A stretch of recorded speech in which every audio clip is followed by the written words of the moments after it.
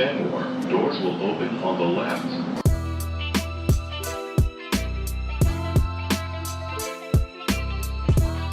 How's it going, everybody? Welcome to episode 8 of Entering Kenmore. I am David Azer alongside Zach Coe. Zach, quick turnaround this time around. Our schedules lined up well, so we're back and some more spring training storylines to unpack.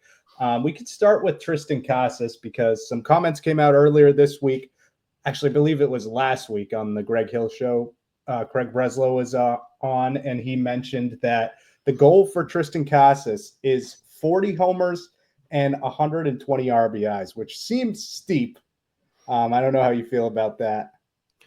Yeah, I mean, it seems steep. Like, it seems like a lot. Like, obviously, if you're saying that, like, I don't think he's saying that's what they're expecting, like, by any stretch. I mean, obviously, but I agree that that's Casas' ceiling. I mean, I know that you're a Casas guy. I don't know where you fall on this, but you're not going to find a bigger Triston Casas honk than me. I don't think. Like, I really believe in Casas, and I think I said this before on the last pod or on a previous episode or anywhere, but I think there's a non-zero chance that Casas has not only a better year than Vladdy, but like from this point moving on has a better career than Vladdy. Like, I just believe in Triston Casas that much. And I don't think that would be too much of, or like, that wouldn't be a ridiculous argument after Casas's rookie year, especially with Vladdy's down year. But I don't know, it just, the whole narrative around Casas pisses me off, especially the whole like, oh, let's just flip him for a season of Vladdy. It's like, you have Casas under team control for another 4 years. So to flip him for one season of a guy that you're then going to have to pay like what, $470 million for is just at minimum, I would say. Yeah, so it's just not something I'm interested in even a little bit. And to hear that, we know the team believes in Casas because they wouldn't put up with some of the media bullshit that they do if they didn't. Like, it would be something that Cora would be like, yeah, like, I don't know, we need to talk to him and we need to sit him down and tell him to shut the fuck up every now and then. But he didn't. He was just like, yeah, like, that's Casas. I mean, he compared him to Curt Schilling, which tough comparison. I would agree with. Like, Triston Casas and Curt Schilling are two completely different kinds of yappers. They're both yappers. One of them is a certified bad person. Like, regardless of what you think about Curt Schilling's political beliefs, I know where I stand on those things. What he did to Tim Wakefield in his final days alive is disgusting, disqualifying of any type of goodwill that he might have had left. Like, obviously, we know what happened with the state of Rhode Island and him fucking them over with the 38 studios and going bankrupt and just leaving them to foot the bill. But like I said, regardless of whatever you think about Curt Schilling's political views, his business ventures, whatnot, what he did to Tim Wakefield, the guy that he would have called his brother before that, literally, what was it, 2 days before Wake passed? Yeah. To come out and expose that, it's disqualifying as a human. So I hate the comp between Triston Casas telling stories about like his dad getting arrested at Little League games for yelling and being like, oh yeah, Curt Schilling exposed his former teammate's terminal brain cancer, and he had to spend his last 3 days alive dealing with that nonsense. So I don't like that comp, but back to on the field talk, I do think that is attainable for Casas, and obviously health is going to be the big question with him. He hasn't been able to stay healthy for the full year yet, but last year was kind of a fluke injury with the rib thing. And I mean, it was a rib cartilage injury. So it's not just like, oh, like, well, a broken rib takes X amount of time to heal. We really don't know how long rib cartilage takes to heal. It's a case-by-case basis. And obviously with him, it took longer, but like at the end of the day, who cares? It was a lost season anyways by the time he got back. Like, the deadline had passed. You didn't do enough to bolster yourself. And he came back and was really effective. So it's a lofty goal when you say it like that, but I think it's 100% attainable for him. Going off of that too, Craig Breslow on the Greg Hill show mentioned that about his comments to the media that's just Casas. And if he does attain these goals that Breslow has set, then you're going to forget about all of the media outbursts or whatever's going on with that. And they're not going to stop. So it's like, why even really address it? But Casas did respond to this. I believe it was yesterday. And I have the quote here. So he said, I think that is the expectation for the first baseman of the Boston Red Sox. I think if I'm able to do that, if I'm not able to do that, then I don't deserve a job here. I don't feel that's out of my reach. I feel like that's something that's very possible for me to accomplish. I appreciate Breslow's vote of confidence in myself, but that is the caliber of hitter that I need to be to stay in the position that I am. I put in plenty of work to be able to go out there and accomplish it, but it's just a matter of staying healthy and being out there on the field for, say, 150 plus games. I think that's very reasonable. And those are the exact comments you want to hear from a guy like that, a guy who hasn't stayed healthy yet, but when he puts it all together, you know that he is capable of doing the goal that Breslow has set. And I think we're very much forgetting how much upside he has. We've been beating that drum since everybody's been calling for his head all offseason when he's been having these weird media responses, and those aren't going to stop. We've addressed that a bunch before, and I'm really not concerned about it. But I think let's just remind ourselves the caliber of player Casas can be. Because like Zach said, I think it is a very comparable upside to Vladdy. And you're getting him for a hell of a lot less. So I don't think we should be so quick to be like, oh, if Casas has this type of year, then let's just flip him for Vladdy, or let's sign Vladdy and move Casas now because we don't need him. Like, I don't see the point of that. If you have a much more cost-controlled guy, you can afford to upgrade elsewhere and still have the same type of hitter. Yeah, I completely agree. And I'm just looking at a couple different projections for him. First of all, I don't know what Baseball Reference is smoking with some of their projections because they had Garrett Crochet projected for like 7 wins this year. Their numbers for Triston Casas read 17 home runs, 48 RBI in 372 plate appearances, 14 doubles, 255 average, 815 OPS.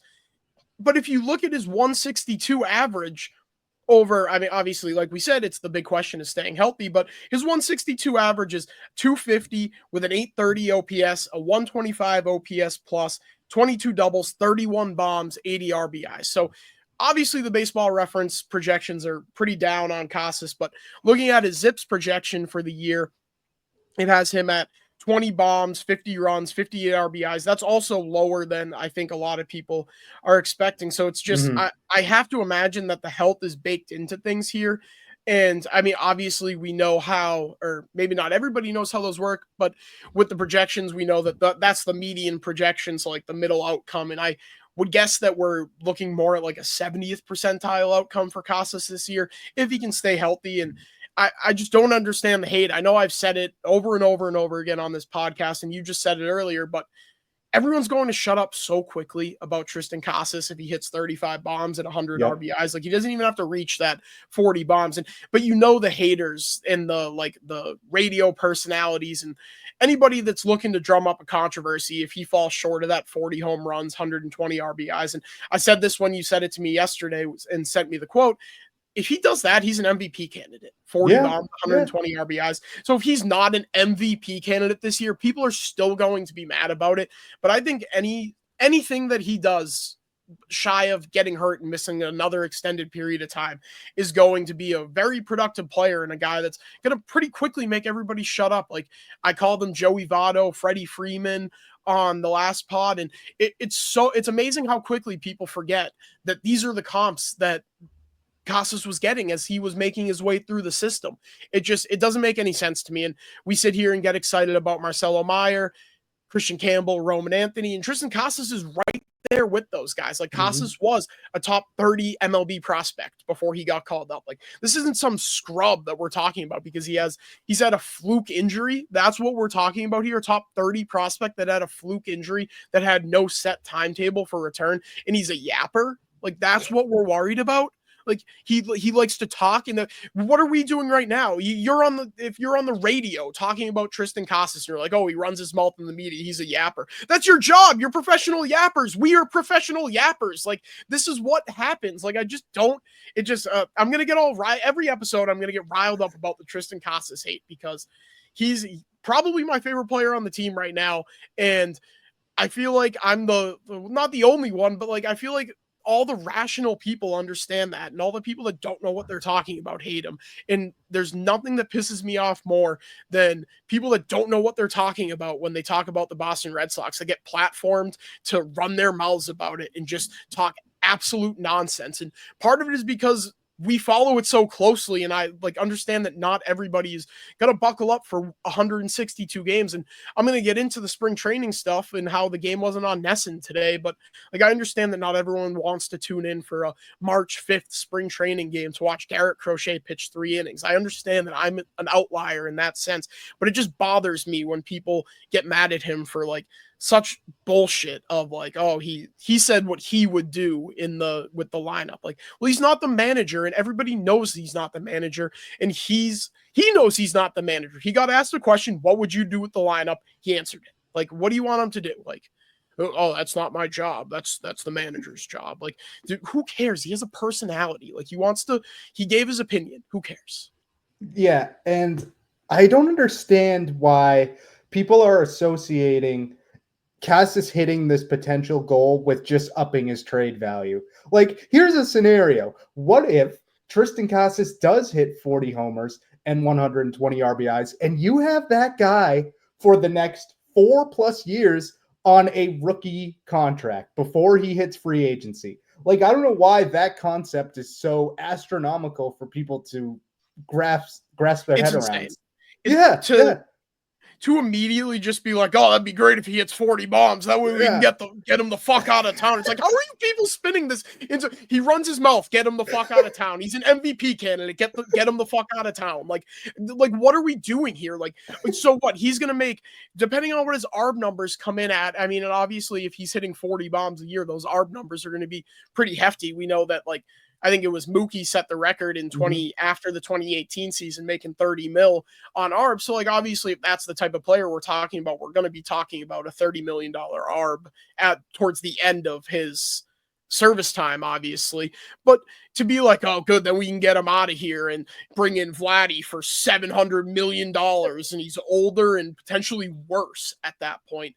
And like, and it's all going to be like, well, he's a righty, and he's Vladdy. Like, Vladdy comes with so much more name value than Triston Casas because of his dad. And it's not to say that I don't like Vladimir Guerrero Jr. I think he's a very good, great player. Like, I think he's going to be a fantastic player, but I'm just not discounting the fact that not only could Triston Casas also be a great player, just as good as Vladdy, but he's also under team control for 4 more years. So it doesn't really make any sense to throw $470 million at a first baseman. We just saw Pete Alonso struggle to get 5 years.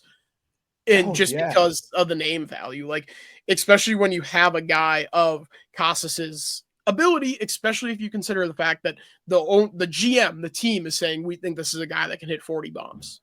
Right, and imagine the protection in the lineup that Casas will be getting this year. Like, he's only going to do better with being protected by Devers, Bregman, and everybody else in that lineup. Duran, Abreu. Like, I just think this is the real season to just shut everybody up. And I'm looking forward to it because I think it is absolutely going to happen. I'm going to enjoy every second of it, like I know you are, Zach.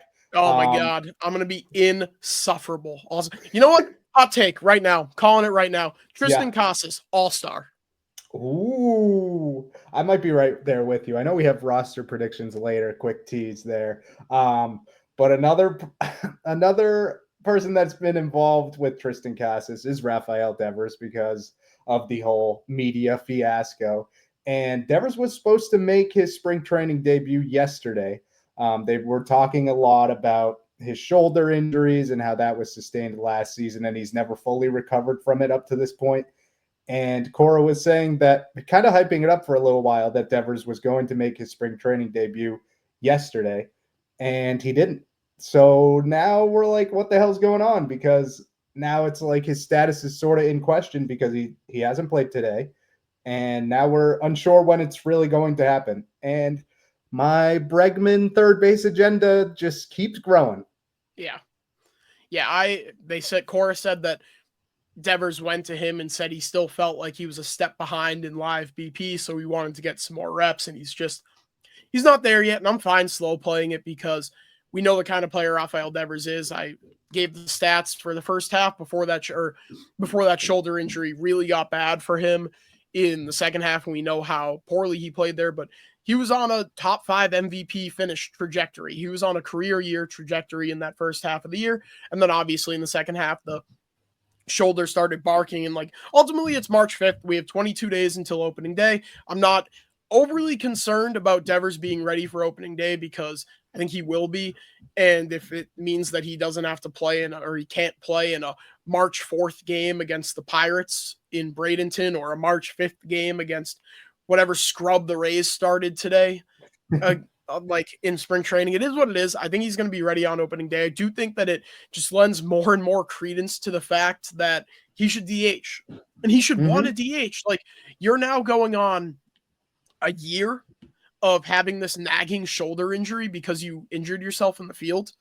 Like, why is he going to sit there and complain about, oh, I want to play third base. I want to play third base. Like, and I know I said that I don't think it's going to linger into the regular season, but God forbid it does. So now you're missing regular season games in the next season because you dove for a ball awkwardly and fucked up your shoulder.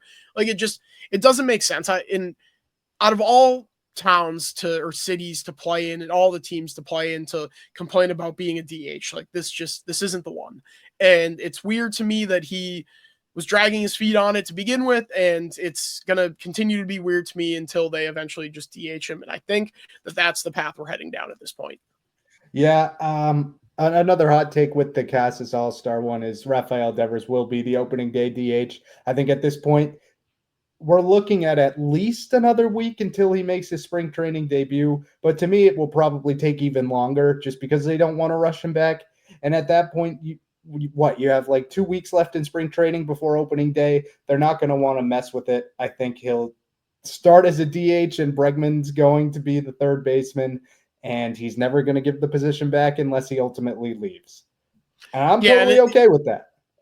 It's one of those things too, where I don't think it's going to be like Rafael Devers is never going to play third base again. Like, I think that his ability to play third base is like, it's obviously not good, but Bregman's not going to play 162. And if he does, he's probably going to circle in at DH just to keep him fresh.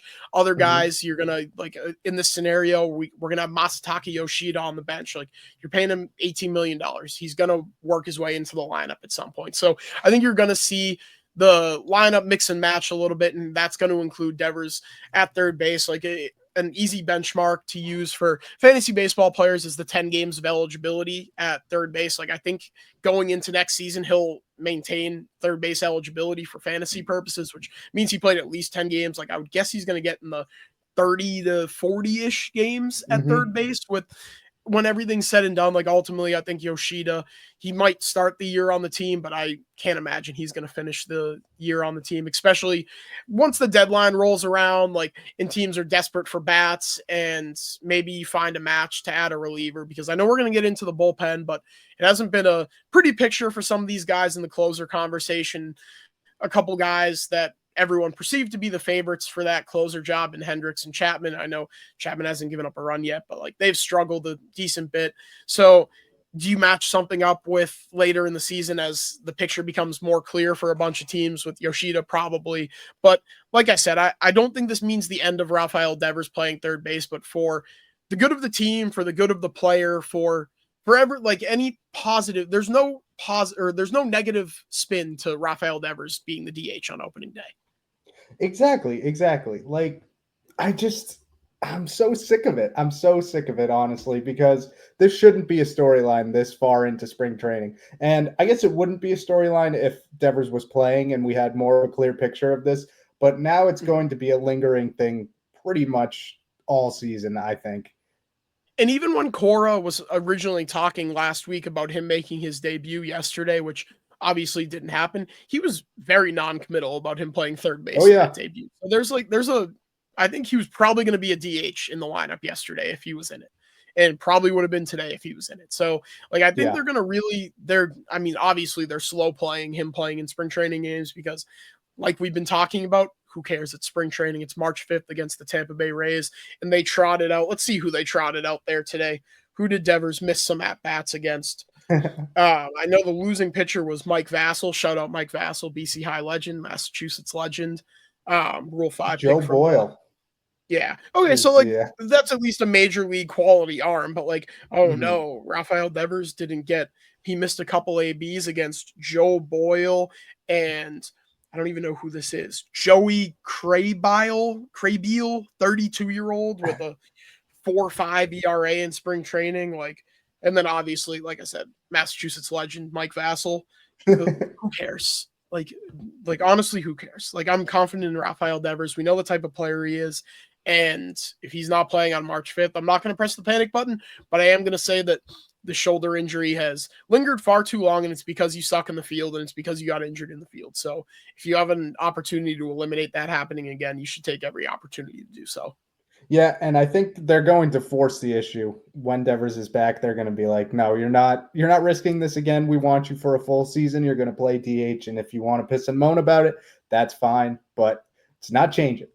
Yeah, and I Oh, think we all agree, looking at our roster predictions, I know we both agree that all three of Meyer, Campbell, and Anthony are going to start in AAA, but those guys aren't going to be in AAA for the entire season. Like, absolutely not. I think at least one of those guys is up by the May 2nd or whatever the deadline is to have guys up and still qualify for the draft pick compensation. You're the Boston Red Sox.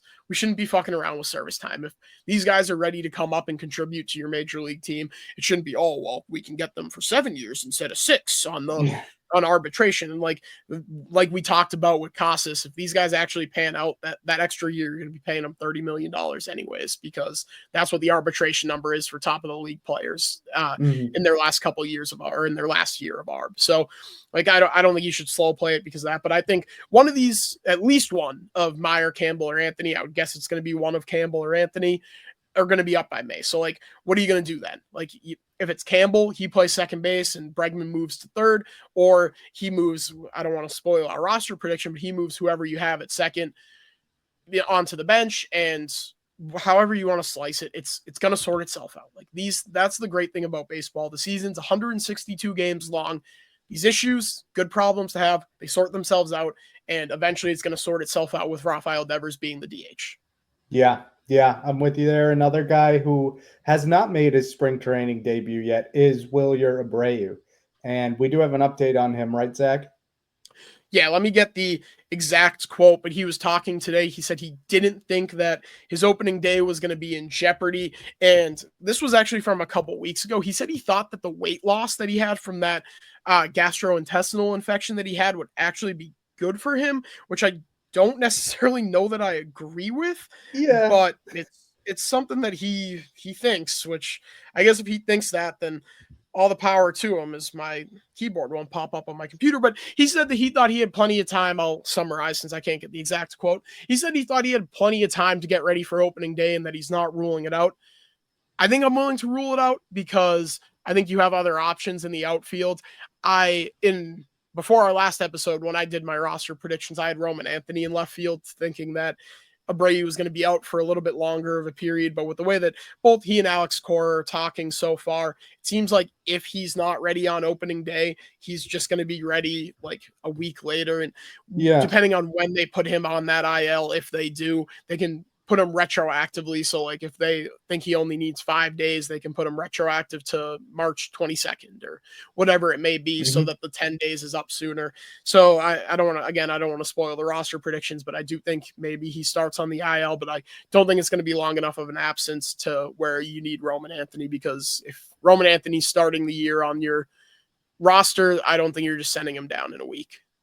Yeah, it also helps that the Nate Eatons, the Trace Thompsons of the world are having very good starts to their spring. So even if you do have to give them an extra week or so and you just bring one of those guys for the ride for a little bit, which, I kind of hate to be like, yeah, we'll just have them as placeholders until Abreu's back, but ultimately where is their spot after he does return?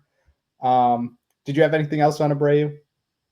No, this is a guy that I think we were both pretty surprised to still be on the roster at this point in the season. And him and Cutter Crawford were two guys that were in every single mock trade. And obviously there's still an outfield logjam, but like I said, it's a good problem to have. It's probably something that sorts itself out at some point, one way or another. And if it doesn't sort itself out, then you have a really valuable trade chip. You have a guy who I know he was pretty sheltered against lefties last year. I think he can hit lefties. I think he'll be that player. And obviously we know the caliber glove he is out there. Won the Gold Glove in one of the toughest right fields in baseball in his first season. So yeah, I'm not worried about it, but I do like the idea of not rushing him back just because you have other options and you don't want to make it a whole season type of thing where he, like with Vaughn Grissom, like he had a similar, it might have been the same injury it was last pretty similar. Yeah, and he never returned to form last year. So lost 20 pounds. Yeah, so you don't want that lingering for the whole year. Give him the time to get back and it'll sort itself out then, like Zach said. But another thing that is going to need some fixing is the bullpen because, like Zach said, the big, quote unquote, big additions to the bullpen in Aroldis Chapman and Liam Hendriks have both been struggling. And those were the two guys that people were sort of slotting into that closer role in roster predictions. And both of them have not looked good thus far.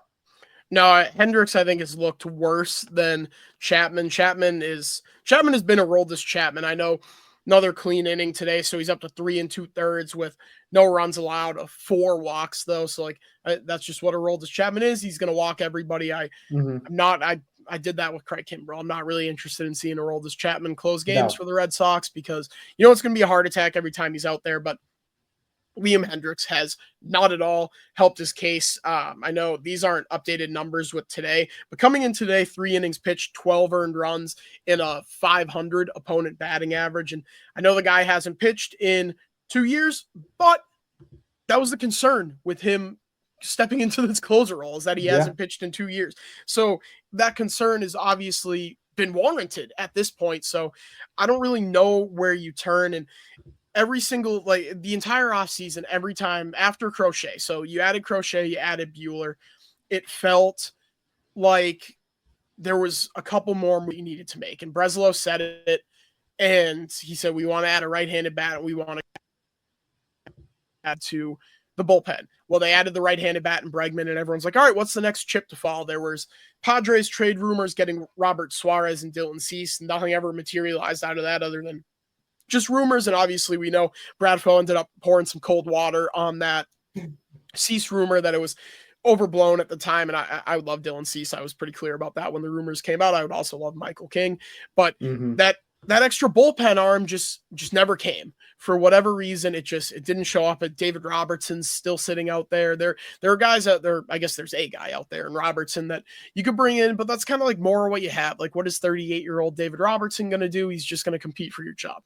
Where you are lucky to have is Luis Guerrero and Justin Slayton. Guerrero has looked really, really good in his couple of appearances. Slayton only made the one. I know that you looked up the Slayton stats, and I'm going to get into this too, that the games aren't broadcast. And like I said, I understand I'm in the 1% of people that actually want to watch these games, but it's for the purpose of doing podcasts, it's so much more difficult to keep track of who's going where and who's doing what when you're not watching the games. But I think Guerrero's looked good. The ERA it's up. Like, obviously he's given up some runs. It's a 5.4 ERA, but 7 strikeouts and 3 1/3. And he's a guy that I was high on coming into the season. And I think eventually he is going to be a closer for maybe not the Red Sox, but he's going to be a major league closer. Like, I think the stuff is that good. So I think he's an option that has really stepped up and kind of cemented himself right in that mix. And then obviously Justin Slayton, who was a guy that Cora mentioned at the beginning of the season with Chapman and Hendriks as guys that are going to be in the mix. And I know they don't want to use Whitlock like that, but if nobody really takes a command of that job, then I think maybe they'll just have to go with Whitlock. And maybe even if it's just Whitlock 8-9, because you still want to use in the multi-inning role. But I do want to say I think the leader in the clubhouse right now is Justin Slayton, 2 clean innings. Hasn't struck anybody out yet, but 2 clean innings. My dark horse prediction from, was it 2 or 3 episodes ago, of Justin Slayton will lead the Red Sox in saves this year. Looking pretty good so far. And I'm with you there. Like, I honestly don't hate giving Guerrero or Slayton the starter job from the start, just because you're going to have them around for a lot longer than Chapman and Hendriks, especially at this point. If they're not giving you anything, then why even bother? So where I'm at right now with Whitlock, though, is I do like him more in that, lengthy reliever role rather than a closer, just because if he goes 2 innings to close out a game, he's going to be on the shelf for 2-3 days at that point, and then you're basically doing a closer by committee anyway. So I would rather have a guy that just gives you a clean 9th inning, or at least has the capability to give you a clean 9th inning every other day or what have you. So I would be totally fine with either of those guys as a closer. And ultimately, I do think that Hendricks will figure it out. I think it's tough coming back from a 2 years hiatus and just being nailed right when you start. So I'm more high on Hendricks than Chapman. Chapman, we know what he is. It's never going to change at this point. And I can just do without the heart attack in the 9th inning. If you want to do the heart attack, do it in the 7th and at least have some opportunity to come back if shit hits the fan. Yeah, and even with that, like say shit hits the fan in the 7th with Chapman, that's a great opportunity for a guy like Whitlock to come in, be the fireman, come in, cover 7-8, and then hopefully bridge you to your closer in the 9th. Or if things don't go the way you're going and you have Whitlock pitching 1 2/3 in through the 7th and the 8th after Chapman implodes and you're already out, you might as well just trot him back out there for the 9th, because like you said, he's already going to be on the shelf for a couple days after pitching some length there. So like you might as well just save the rest of the bullpen and have him finish that one out. A couple other guys I wanted to mention, Josh Winkowski and Justin Wilson, have been fucking abominations. Just yep. And I know like there's a couple weird Josh Winkowski defenders, and don't get me wrong, at one point I was a Josh Winkowski defender. I'm a recovered Josh Winkowski defender. I will never again defend Josh Winkowski. This guy sucks. He's bad. He's no good, very bad, awful.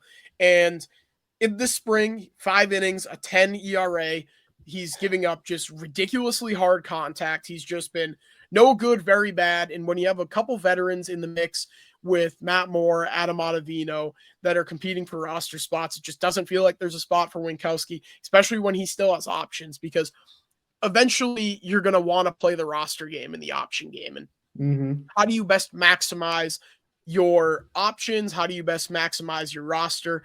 And I think right now the best way to maximize your roster is to have Winkowski either. I don't think they're going to DFA him because he does still have those options. So I think right now the most likely scenario is he gets sent to AAA to try to work on some things and figure some stuff out, because a couple years ago we saw him as a really dependable reliever for the team, and obviously that team wasn't very good. So like if Josh Winkowski's a dependable reliever for you, like what does that say about your team? And we know what it says about that team. They weren't very good. I just told you. But maybe there's a trade partner out there for a player to be named later, a rookie ball, a Dominican Summer League guy with a high ceiling, just anything. But Winkowski he looks like he hates being here. He looks like he doesn't want to be here. He's been terrible. And then the other guy I mentioned, Justin Wilson, who was it the first move that they made this offseason? Yep. So not only do you commit a 40-man spot to Justin Wilson, he's the first guy you go out and sign in free agency. He's been terrible as well. As I pull up the stats here, and it's just, you needed a lefty, you needed a more dependable lefty. And I know our guy Christian Arcand has been beating the drum of Cam Boozer. Why do you get rid of Cam Boozer to bring in a role? This Chapman Boozer was a better story, obviously coming. And I think I've beat this drum on this podcast before too. A guy who got suspended for a year for smoking weed.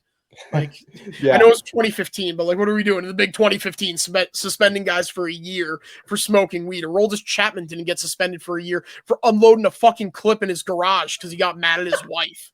Like, what are we fucking doing here? A year for smoking weed. But you need a left-handed reliever, and you go out and you trade Cam Boozer for, like, I forget his great name, whatever the kid's name was, but like eventually it was a 17-year-old pitcher in the Dominican Summer League. And you bring in Justin Wilson, you commit a 40-man spot to him. He's got a 13 ERA in 2 2/3 innings so far. So like, how's that one working out for you? This is a guy that 37 years old. He's been fine in his career, 513 innings pitched, 3.61, but at 37 years old, I think it's perfectly fair to say he's over the hill. And this is a guy that you committed a 40-man spot to, and it was the very first move that you went out and made. Which doesn't make sense to me, and he's looking like a guy you're just going to DFA on March 26th. Yeah, and I mean, I said this last episode too, that it just pissed me off that this was their first move, and he's already on the 40-man roster. I guess you don't lose much from DFAing him. You paid him, you committed like $1 million to him, so it is what it is. Like You're the Boston Red Sox, as we keep saying, and it's not our money, so who gives a shit? Yeah, not me. But I did find the the name of the guy that the Red Sox got for Cam Boozer. It's in the podcast notes. I don't even want to try to read it. I'm not gonna lie. Let me I'll give it a whirl. Apologies. It starts with a Oh. Y, but I just Oh yeah, there it is. Oh boy. Yeah, you see what I mean? Like this is Yoiker Fajardo. I think that plays. That's what I was thinking, but I didn't want to. Fajardo. That is an A1 name if I've ever seen one. So and I don't know. And I think it's a fair point with Chapman too, but it's an even more fair point to be like, why are we getting rid of Cam Boozer for?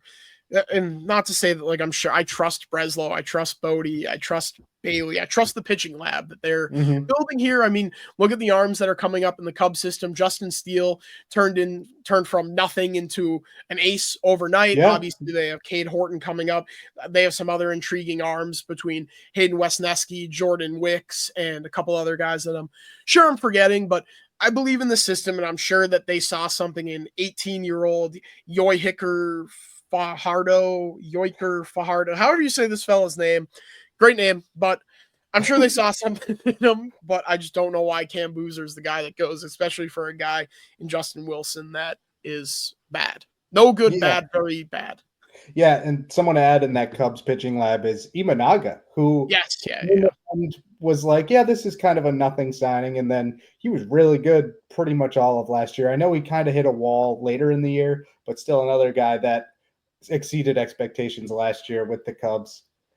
Did we want to get into roster predictions now? I think so. I think that's good. We covered pretty much everything, I think.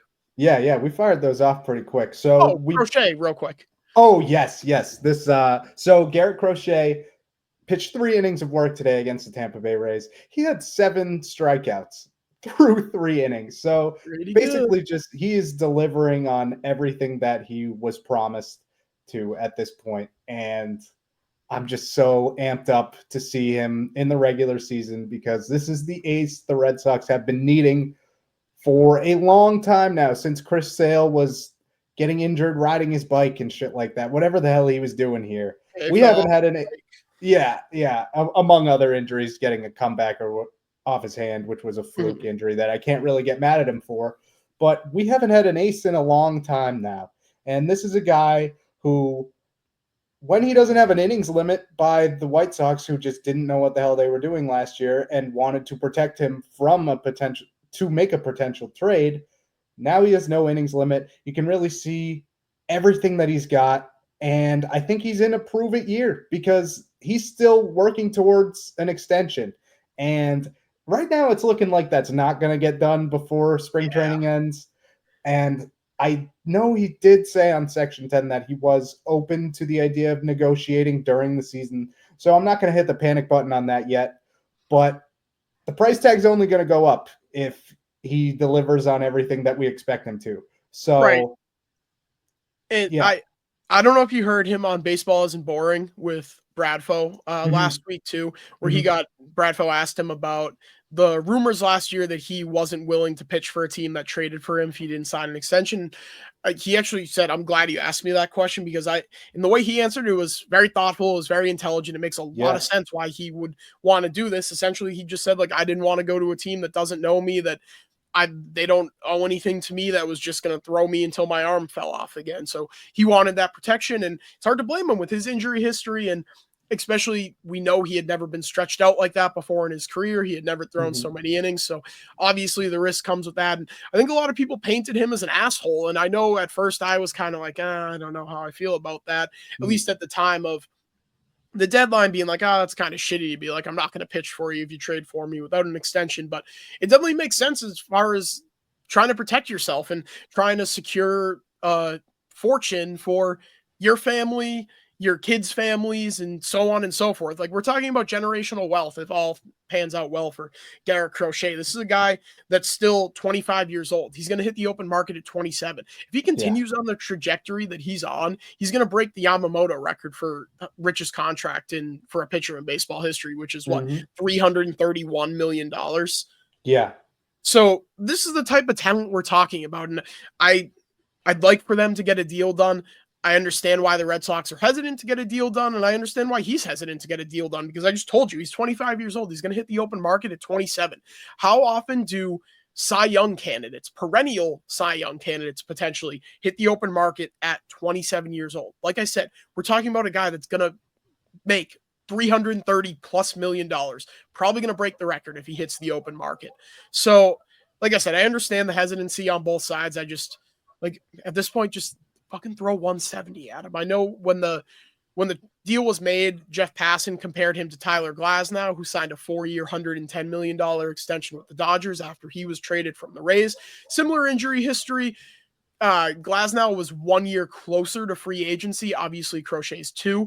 So theoretically, that would mean that Crochet should be cheaper. But like, at this point, I've seen enough. I don't care. If you throw 170, 200 at him over 8 years, buy out those last 2 years, and you have him for another 6, I'm perfectly fine with that. You have him through his age 31, and then if he wants to hit the open market after that, then thank you for your service, Garrett. It was great having you for these last 8 years, and we wish you all the best. Like, at this point, I just think it needs to get done, and at the end of the day, you're the Boston Red Sox, so who cares? Like, just pay what he wants, like, because the price is only going up.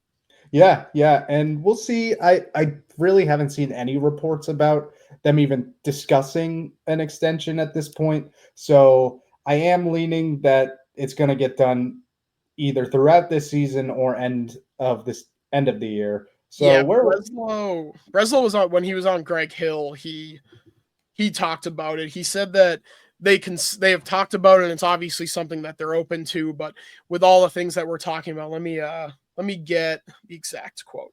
Garrett has been outspoken about at least being interested in exploring whether or not there's opportunity to pursue this relationship longer term. I have as well. So they've at least kicked the tires on it, and I assume it's simply just the Red Sox are like, all right, well, you haven't proven it for a full season, so we're not willing to pay you like you have. And Crochet's like, well, I've never been stretched out before like that. My numbers took a hit last year because my innings were limited, and I have so much money to gain and so much money to make if I just hold out on this. So until they meet somewhere in the middle, I just think that's where we're going to continue to be, in some sort of stalemate. And ultimately, I don't think Crochet is the type of guy that's going to blink. And I think it's on the Red Sox to save themselves some money, because ultimately that's what they're going to do. Even if it looks like an overpay at the time, there's a really good chance that it looks like one of the best contracts in baseball for a pitcher. I mean, look at what they did with Rafael Devers. They dilly-dallied on an extension until he was a year away from free agency, and then you had to pay him $313 million. Probably could have gotten away 2 years earlier paying him 200, 210, anywhere around that. So it's just one of those things. I just prefer not to dilly-dally. I'd prefer not to wait for him to prove it. I would just, like I said, just do it.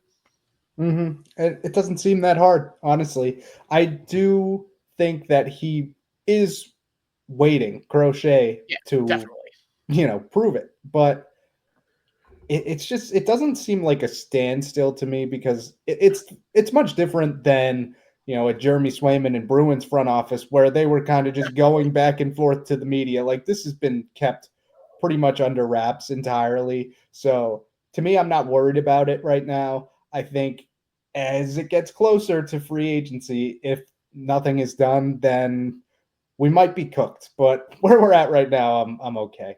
And I think he's going to have an absolutely big year, and that transitions well into the roster predictions. So we both made roster predictions. They are largely very similar. We do have a few outliers, though. Zach, if you wanted to start off, and I can kind of just jump in where my differences are. Yeah, let me pull them back up right now. So I'll start with the obvious ones. First base, Triston Casas. Catcher, Connor Wong. Shortstop, Trevor Story. Center field, Ceddanne Rafaela. Right now, I have Jarren Duran in right field, I think it is. Yeah, Duran in right field. Here's where it gets interesting. So obviously, I've left out second base, third base, left field, DH. I hinted at earlier, I think Rafael Devers is going to be the DH on opening day. I think it's going to be a bunch of different factors factoring in the main one, keeping him healthy. And if he still isn't comfortable playing the field like we knew he wasn't going to, even if he did debut, obviously he felt like he was still a step behind, so he didn't. So I have him at the DH.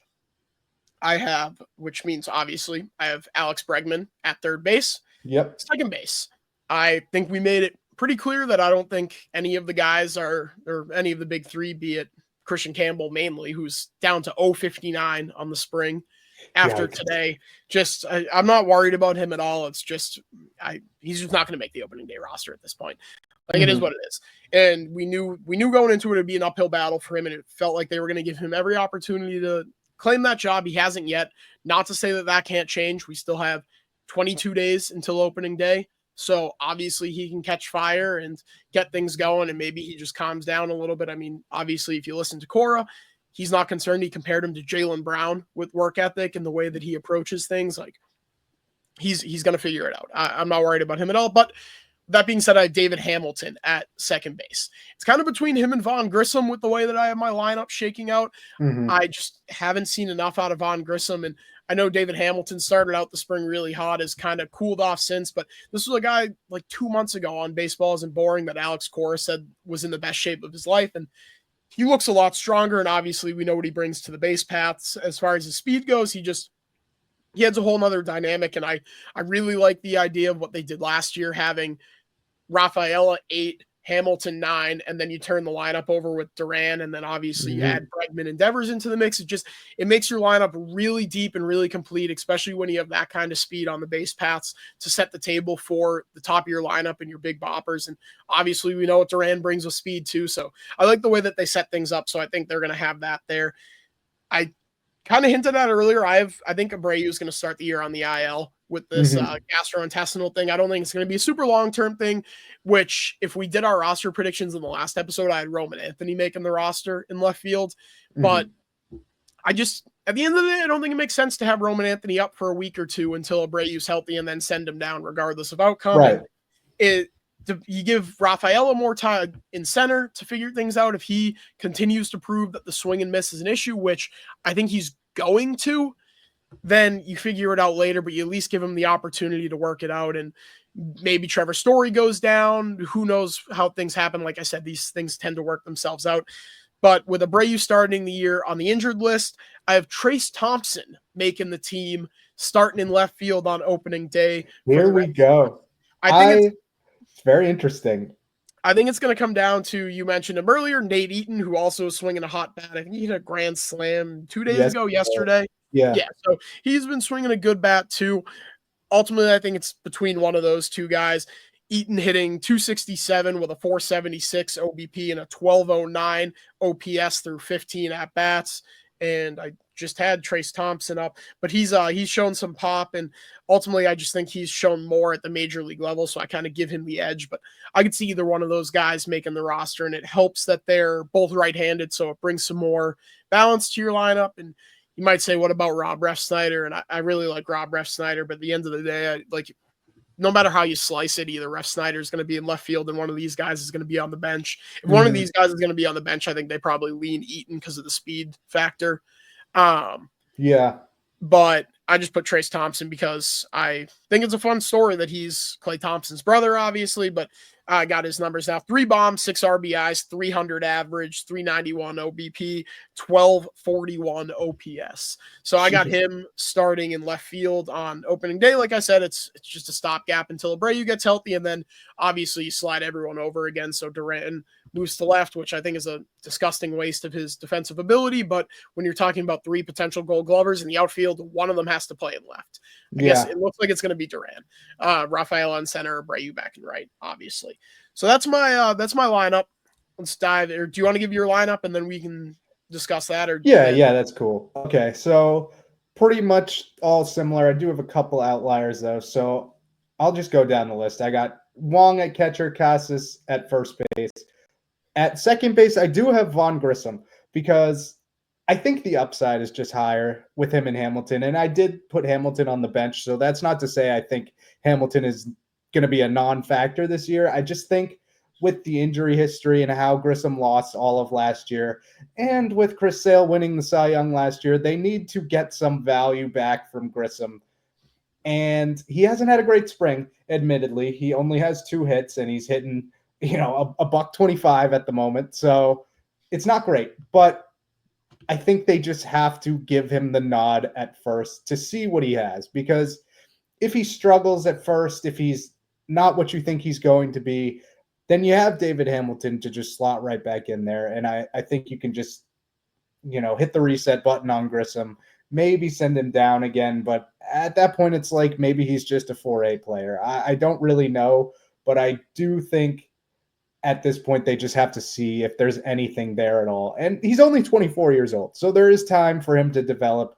I think he was the youngest player on the Red Sox roster last year. So still has a ton of time to figure it out. And I am optimistic that he just needs the reps at the major league level. So I hope they give it to him. I wouldn't be upset if Hamilton started as the everyday second baseman, and then obviously Grissom can fill in if there's an injury or whatever, because something's going to happen throughout the season. But I do have Trevor Story at shortstop, Bregman at third base. I put Rob Refsnyder in left field simply because I like him as a lefty specialist, and I don't see them just having a Trace Thompson or an Eaton as a placeholder until Abreu's back, because I don't think Abreu will have a lengthy IL stint. And, why take up the extra roster spot for another outfielder when you have Yoshida on the bench? And apparently he's been throwing, so maybe we will see him in left at some point. You see the video of him on Bradfo's Twitter today? Yeah. I mean, he wasn't throwing. It was like, 20, 30 feet, but... Yeah. So it's like where that leaves Yoshida, but I do think they're going to try him in left field at some point. So Refsnyder is kind of a platoon major league roster for he in center field. I hope they keep him there, to be honest, just because I got tired of him switching from infield to outfield. I think it as much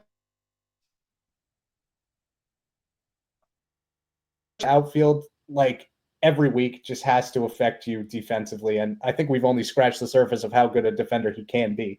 And for the time being, I have Duran in right. I think, like Zach said, that will change once Abreu comes back. And it is unfortunate because Duran is another Gold Glove caliber guy out there. Could we see a potential Abreu trade through the season? Maybe. And then you put Duran in right. And Devers is going to be your DH, whether he likes it or not. I hope they stick with that for the whole year. And I'm okay with giving him, like you said, 10 to, 40 games at third base, but he should not be your everyday third baseman anymore. Did you touch on your bench or no? No, I didn't. I can quickly give mine, and then if you want to give yours. Yeah. Carlos Narvaez, backup catcher. I think that one's pretty obvious. He's been really good defensively, crazy pop times. I honestly, if the bat doesn't continue for Connor Wong, I know we had a Wong Dong in his first spring appearance, but if he doesn't contribute with the bat, and obviously we know he's one of the worst defensive catchers in baseball, I wouldn't be surprised to see Narvaez at some point take over that starting catching role just for defensive purposes. But for right now, I think he's on the bench there. I think he is the clear leader in the clubhouse for that backup catcher role. I haven't seen anything out of Blake Sabol that makes me think otherwise. Rob Refsnyder, obviously lefty specialist, fourth outfielder type. I understand your argument of, are they going to use Nate Eaton or Trace Thompson as placeholders? Before we started recording, we kind of talked about some of the roster moves that they could make to clear up the 40-man spots, including 60-day ILing Chris Murphy, Zach Penrod, and I forget who the other name we said was, but Perales, I think. Yeah, Luis Perales. So those are guys that obviously are going to get IL'd to clear up some 40-man spots.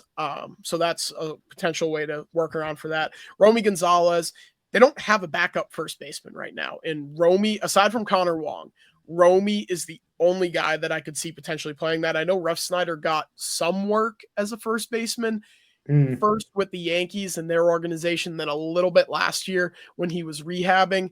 But Romy just feels like the only guy that can do it right now. I know they tried Nick Sogard over there in a couple spring games. I I do question if Sogard is tall enough to play first base. Mm-hmm. But I guess if he can, then it's him over Romy. However you want to slice it, the backup first base, it's not a big issue. I'm not freaking out about it because again, it's your backup first baseman. So like you found Dom Smith off the streets, you picked him up off the couch to come in, and he contributed for you, became a cult hero for the team. Mm-hmm. So you can find a backup first baseman. Then I have Massa rounding out the bench.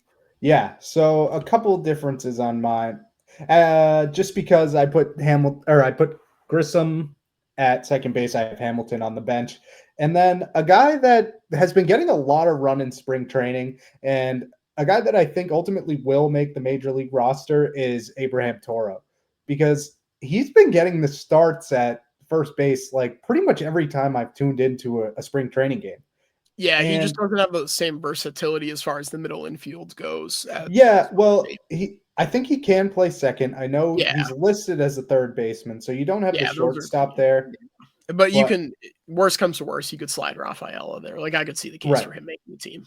Yeah, and you also have David Hamilton in my scenario on the bench who can play shortstop. I think he definitely improved as the year went on there last year. He just looks like he's about to throw his arm out every time he tries to get the ball over there. Yeah, it's like I would prefer not to see him there, but maybe you do have some options there. I think Bregman can sneaky play shortstop too. I think he probably could if you asked him to. Yeah, but it's like at this point, he was drafted as a shortstop. But. Exactly. Yeah, that's why I bring it up. I don't think it's going to happen. But if shit hits the absolute fan and you need him there, yeah, maybe it happens. But going back to Toro, I have a quick thing on him because he's a switch hitter. I always like switch hitters and gives you a little bit more versatility in a lineup. He's really never been an everyday player, but he does have a little bit of pop. I was looking at his stats real quick. Yeah, so he has at least 2 home runs in spring, or 1 home run, but 7 RBIs. So he's been, serviceable so far. He's hitting 263. So I could see if he has a decent rest of the spring, I could see him making the roster. And I don't know what Romy really brings to the club, to be honest. Like there is a little bit, versatility is really the only thing. And if you can mix and match with some other guys with maybe a little bit more upside, then I'm just more okay with that than Romy, who's like, he's fine. I mean, he can give people a day off every now and then, but he's never going to be a factor really in a championship run. So I'm like, why not give another guy a chance? Yeah, somewhere Rob Bradford is giving you a standing ovation because earlier in the spring, I don't know how much of those games over on the radio side you've been listening to. I've been listening to a good bit of them because the games aren't on TV for no reason. But him and Cooper Boardman have been talking about their dogs of spring training. And one of the first games that they had together like a week ago, Bradford was talking about his guy, and he was like, I think Abraham Toro is going to be in the running for the Sam Travis Award, which obviously we remember the Linsanity run that Sam Travis had probably going on 10 springs ago. But that was a guy that he said would sneaky be in the running to make the team. So I know he's definitely going to be pumped to be like, all right, I got another one on the Abraham Toro train. Might be just 2 people at the moment, but I don't know. I like Toro. And also another reason I bring this up is I really like hitting with him in MLB The Show. And obviously that's not a reason to put him on the roster, but I would be lying if I said it didn't play a little bit of a factor. No, that's definitely fair. There are definitely guys, like random guys that I'm impartial to because I like their cards in the show. I really like Ian Happ because solely for that purpose. A couple other guys that I'm sure I could think of, but I think that's definitely fair. So now we could get into the rotation bullpen. Yeah, I'll kick off my rotation. Obviously, there's been some health concerns with Giolito, Brian Bayo, Cutter Crawford. Seems like Bayo is going to be good to go for opening day. Obviously, things are subject to change. Cora said that he was on a path to being good to go for opening day, but this was 3 days ago. But he qualified it by saying, "But this is March 2nd. Lot can change. 22 days." Cutter Crawford dealing with it's a knee injury, right? Yes. Yeah, so he seems like it's like he's not even throwing or anything. I would be absolutely floored if he was on the opening day roster. So I have him starting the year on the IL. And then obviously Lucas Giolito, I think he threw a 15-pitch bullpen last week was the latest update on him. And then he was going to ramp up to live BP and so on and so forth. I'm also not counting on him being ready to go by opening day.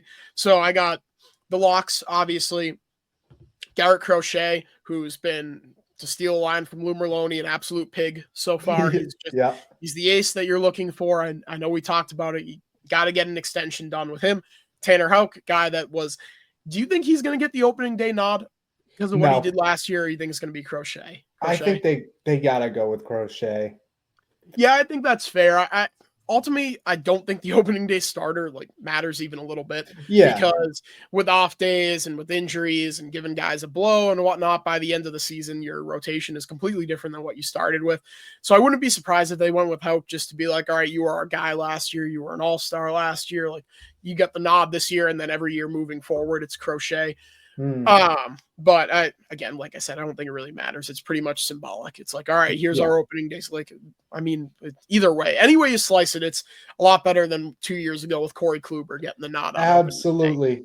I mean, that just goes to show you how meaningless it is. Corey Kluber started on opening day for the Boston Red Sox and then was DFA'd later in the season. What a dreadful year. And then the third, I have Walker Buehler. He was really good in his first outing on Saturday, Sunday, a little bit of traction on the base pass, traffic on the base pass, but ultimately he worked out of it, had a clean slate, 4 strikeouts, stuff looked really good. Obviously he's a lock in there. Then I got Brian Bayo in the 4-hole, which I'm a Triston Casas guy. I'm a Brian Bayo guy. I'm a ride or die for Brian Bayo. And I always will be. I have him in the 4-hole, which I think if he lives up to his potential and he's your 4 starter, you're in a really, really good place. Then comes the 5th starter. We were talking about a 6-man rotation 2 weeks ago. Yeah. I have Quinn Priester as the 5th starter for the Boston Red Sox come opening day. And obviously it's injury dependent. I think that this last spot, assuming that Giolito, and I'm all but certain that Crawford's going to be on the IL, like I said. So assuming Giolito starts the year on the IL, it's going to be between Quinn Priester and Richard Fitz for that last spot. I think Priester has shown more so far in the spring. Fitz got roughed up in his first outing and then has been good since then. But I think ultimately you give the nod to Priester because you have more riding on him and that you gave up a not-nothing prospect in Nick York for him. And I think the upside's a little bit more with him as opposed to Richard Fitz, who I do like, and I think he's a really good 6th starter when it comes down to it. But right now I give the edge to Priester. Did you want to do bullpen first, or should I do my rotation? I can run through my bullpen. Okay. Because we kind of talked about it with most of these guys, Justin Wilson. Right. So I rolled this Chapman, Garrett Whitlock. I got Justin Slayton in the closer role, Liam Hendricks, Luis Guerrero, Matt Moore, and Adam Ottavino. The 2 big ones are the non-roster invitees and Matt Moore and Adam Ottavino. They'll both need 40-man spots, but we kind of touched on it earlier. They're 60-day IL moves that you can make to clear up those spots, be it Zach Penrod, who seems like he's going to be out for a while, Chris Murphy, who we know is recovering from Tommy John, Luis Perales also recovering from Tommy John. So pretty easy switch for those guys on the 40-man. And ultimately, I just think Matt Moore gives you a lefty that isn't complete dog shit like Justin Wilson has been so far. I do like Brennan Bernardino, but that's another guy with options. And I touched on it earlier. It's all of, especially with the stretch that the Red Sox have at the beginning of the season. I think they played 26 games in 28 days. Yeah. So going to need to use a lot of these pitchers. So it's all about maximizing the guys with options. So that leaves Josh Winkowski out. It leaves Brennan Bernardino out. It leaves Zach Kelly out. All guys with options. They can start the year in AAA, and then you can mix and match them as you see fit. But ultimately, it just comes down to having guys with options, and it's going to, Cora said it, it's going to be some tough conversations. I mean, it was a tough conversation last year when Joely Rodriguez made the roster over Brennan Bernardino, and everybody kind of lost their minds when that happened. But ultimately, that's the game they were playing. They were playing the roster flexibility game. They were playing the option games. One of those guys had options. The other one didn't. The guy without options made the roster, and ultimately, I think that's what happens with Matt Moore and Adam Ottavino. We haven't seen Moore yet, but Ottavino was clean in his 1 inning, and he was really good in the EEI booth on Sunday. That didn't factor into my decision. I had him on my original roster prediction before Friday, whenever we recorded last Friday's episode. Yeah. So that didn't factor in at all, but just an added bonus. Yeah. And he's wearing 00, which is really cool. I like that. Yeah, it'll be cool to see 0 and 00 both on the roster if it happens.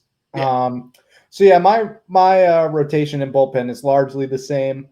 So I have Crochet, Houck, Buehler, Bayo. I did put Richard Fitz, old Dickie Fitz, in the fifth starter spot to start the season, just because I think he was really good in September of last year. He had a 1.74 ERA in 20 2/3 innings. I think he did kind of come back down to earth. There was a stretch there where he didn't allow a run for a while to start his major league career. I do think just because of the experience, they're going to give him the nod over Priester, but I wouldn't hate it either way. It's just I kind of wanted to go with Fitz because I've seen it a little bit more at the major league level thus far. In terms of the bullpen, I have all the same guys. I just have Hendricks in the closer role because I do think they're going to start the season with a more proven veteran closer. That could change if Hendricks is pitching like he is right now in spring. Then I don't think he's going to hold on to that role for very long. But I do think he's going to start the year as the closer, and then we'll see what happens. But I'm looking at it now. Richard Fitz didn't allow a run in his first 15 2/3 innings pitched. Yeah. I guess it could have been longer than that too, because he did give up 4 in his last start of the year, and I'm not looking at the breakdown, but he did go. Yeah, he went into that last start of the season against the Blue Jays on September 25th with 15 2/3 clean. Mm-hmm. So that could have been a mix of major league teams not really having the script on him yet, and them figuring it out as the year went on. But I do like Fitz. He's kind of a ground ball pitcher. He doesn't pitch to or get swing and misses that often. He does have, I think, I was looking at the stats earlier. Give me 1 sec. I think he has 4 Ks in spring so far, or he's up to 5 now, actually. So maybe a little bit more swing and miss mixed in there. But ultimately, yeah, I do think it will be Fitz. But all of this could be a moot point if Giolito starts the year not on the IL. I also just threw Patrick Sandoval on the IL just to remember that he exists and is a member of the Boston Red Sox. I don't think he's going to factor in very much this year. Maybe later in the year if you're down a bunch of arms and he's healthy. Maybe a bullpen arm just as he works. I don't see him making starts this year. I think at most he's a bullpen arm, but those are our roster predictions.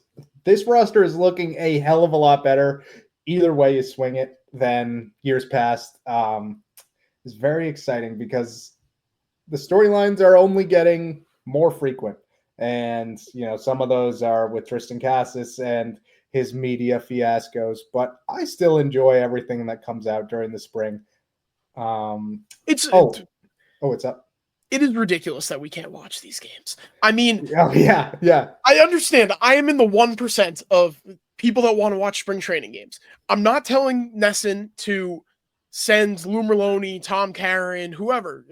And I know Dave O'Brien's calling college basketball right now, which I actually like him calling college basketball so much more than I like him calling Red Sox games. Because I think he's a national broadcaster, and he just doesn't bring the same flair that guys like Mike Monaco bring. And I think Monaco would be my choice for play-by-play guy for the Sox, because he's from Marshfield, I think it is. South Shore kid, grew up watching Red Sox games. Like, he brings a certain flair to it that, I grew up as a fan. I care about this team. And I know Dave O'Brien's a New Hampshire guy, and he cares about the team too, but he seems like much more of a national voice rather than a regional broadcaster. And I think he's a great national voice. And if he is going to stick around, we know that he signed a contract extension with us. And I just would maybe like to see now him evolve as a regional broadcaster, and maybe it'll help that the team is going to be a lot better and just kind of evolve, take that next step into being a homer. I like homers. I love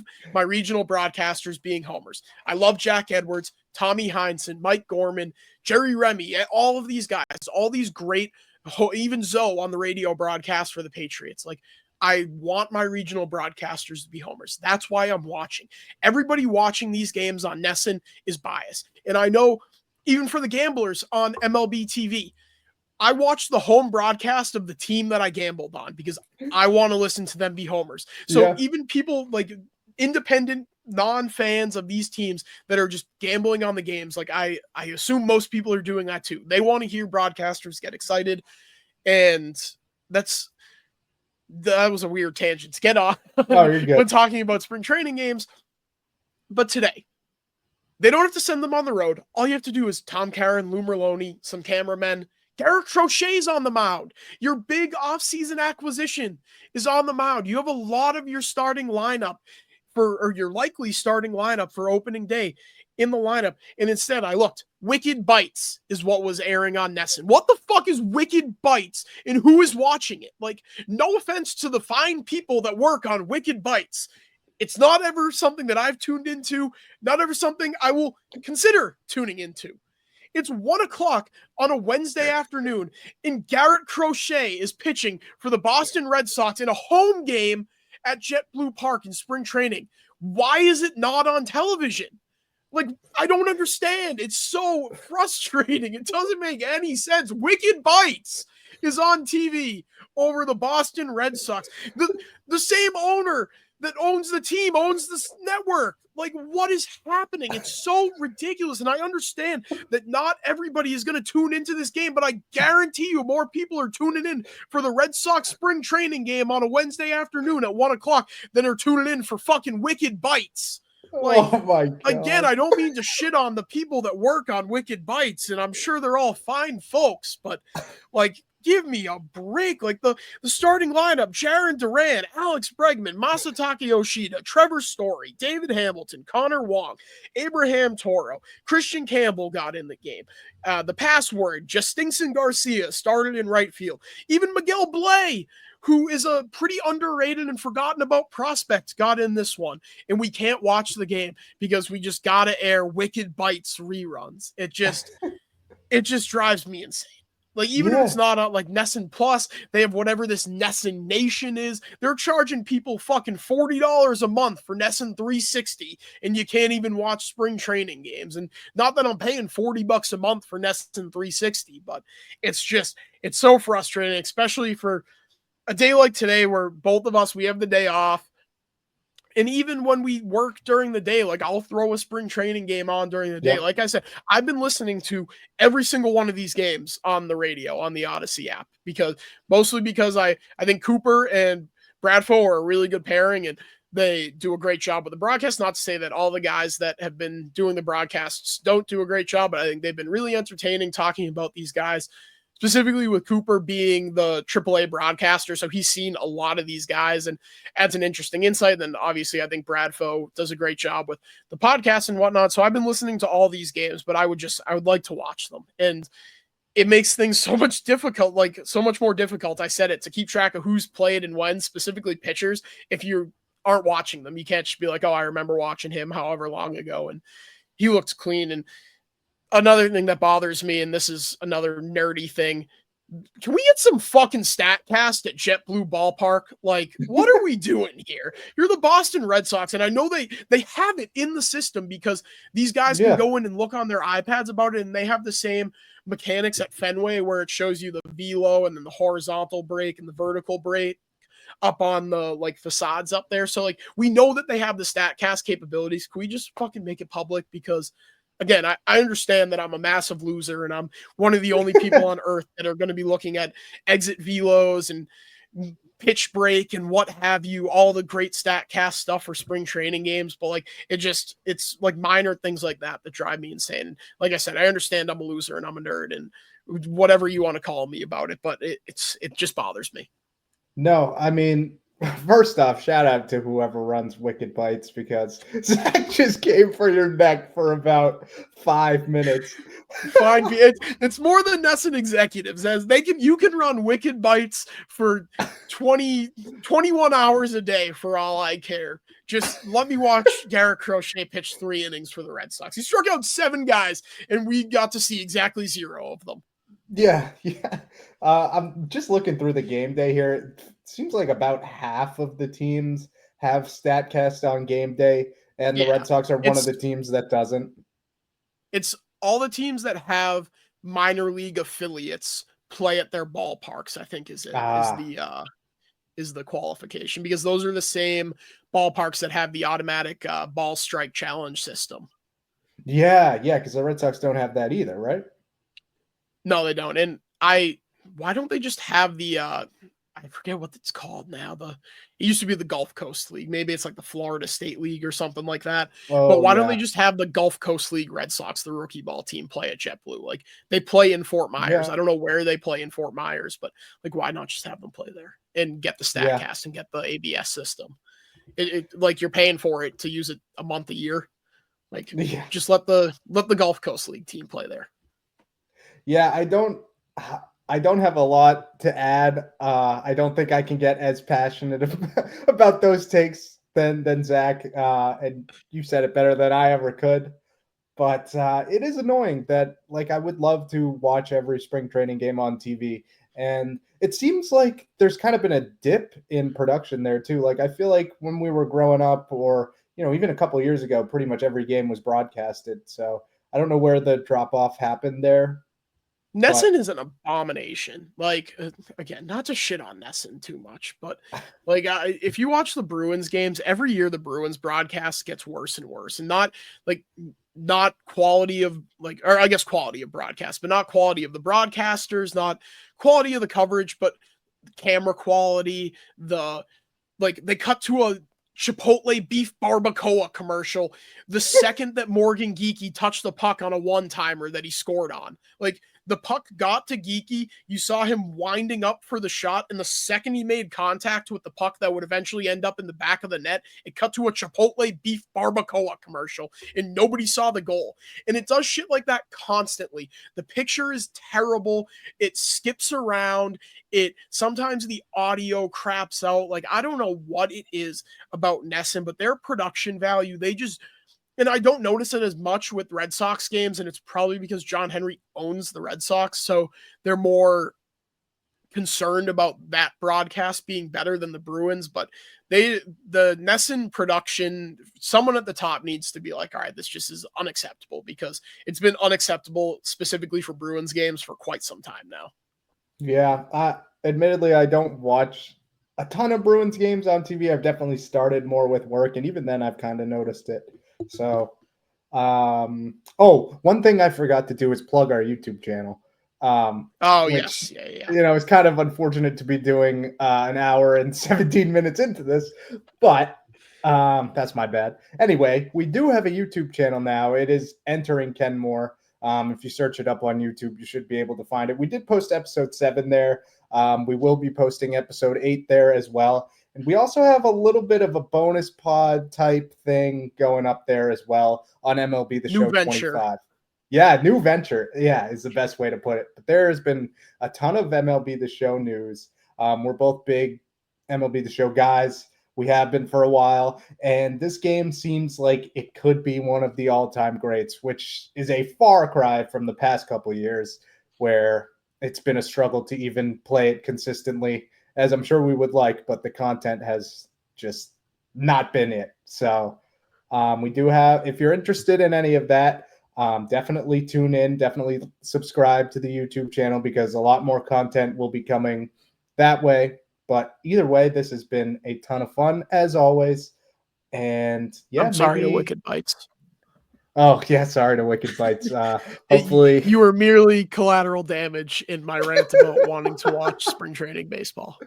Dude, it could that have been rant. anything. It could have been Charlie Moore outdoors. It could have been an infomercial. If it was an infomercial, it would have been. If it was like just a bunch of 30-minute infomercials like NESN used to run during the day, it would be 10 gazillion times worse than anything that Wicked Bites got. Like I said, I'm sure they're fine people that are working on Wicked Bites. I'm sure they work plenty hard. It's just you have so much other time to run Wicked Bites, and I'm like I just don't understand. You own the team. You own the team. You own the network. Just put the games on television. It's not difficult. And I don't want to get back into it. I already got so fired up. Oh, he's getting riled up again. But apologies to Wicked Bites. Yes, apologies to Wicked Bites and anyone involved. I would like to clip off that segment though and release it into the social media space. But yeah, thank you guys so much for listening. We'll catch you guys next time. See ya. Entering Kenmore. Doors will open on the left.